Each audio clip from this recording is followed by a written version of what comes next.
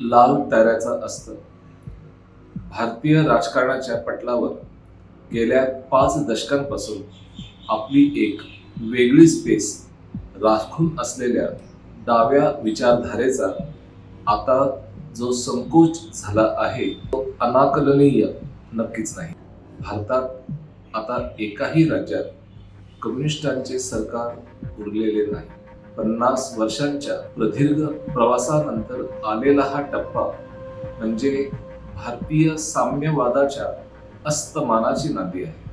जग ज्या वेगाने 18व्या शतकातील पोथ्या बाजूला ठेवून 21व्या शतकातील डेटा आणि एआयच्या जगात शिरले, त्या वेगाशी जुळवून घेण्यामध्ये डाव्यांनी दाखवलेली असमर्थता आज त्यांच्याच मुळावर आली आहे.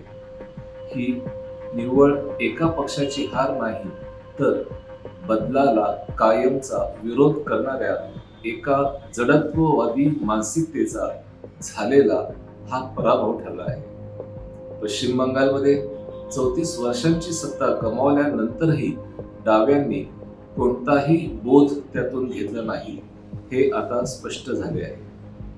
केरळ हा त्यांचा शेवटचा बालेकिल्ला होता, पण तेथील सत्ताही आता त्यांच्या हातातून निसटली आहे.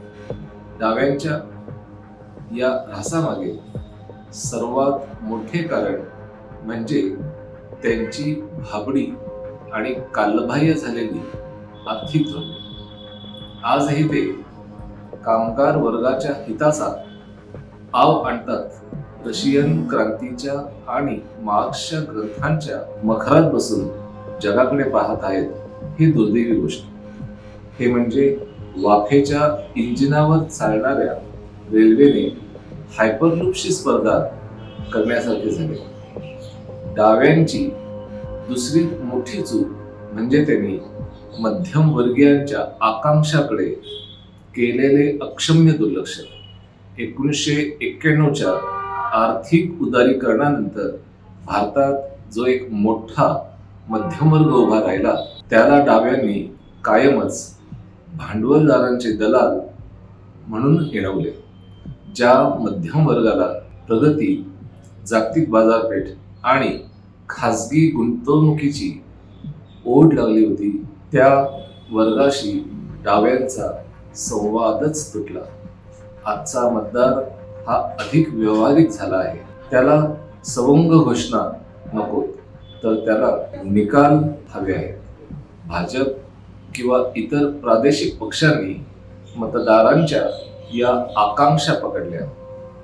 तिथे डावे मात्र आजही तत्वांच्या नावाखाली साचलेपणात अडकून पडले.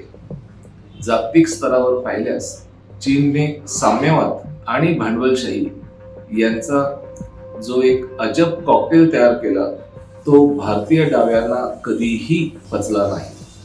ज्या काळात भारत माहिती तंत्रज्ञानाचे केंद्र बनत होता, त्या काळातच डावे मात्र संगणकाला विरोध करत रस्त्यावर उतरले होते. ही तंत्रज्ञान विरोधी प्रतिमा त्यांच्या कपाळावर कायमची चिकटली. आधुनिक जगाशी वैर पत्करून कोणतीही विचारधारा टिकू शकत नाही, हे साम्यवादांनी कधीही ओळखलेच नाही. डाव्यांच्या या ऱ्हासाचा फटका भारतीय लोकशाहीलाही बसला आहे.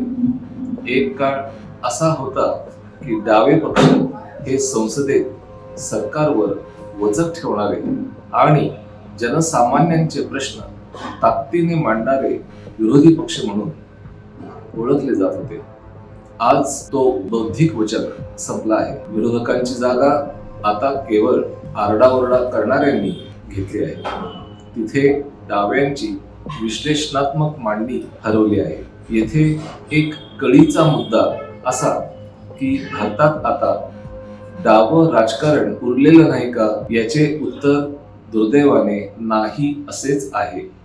कल्याणकारी योजना, गरिबांचे हक्क आणि सामाजिक न्यायाचा मुद्दा आजही तितकाच जिवंत आहे, पण हे मुद्दे मांडण्याची पद्धत बदलली आहे. भारताच्या राजकीय नकाशावरून लाल रंग मात्र पुसला गेला. हा एक धोरणात्मक धडा आहे. कोणत्याही विचारधारेला जिवंत राहायचे असेल तर तिला काळानुसार स्वतःमध्ये बदल करावेच लागतात. जो स्वतःला बदलत नाही त्याला इतिहास बदलतो.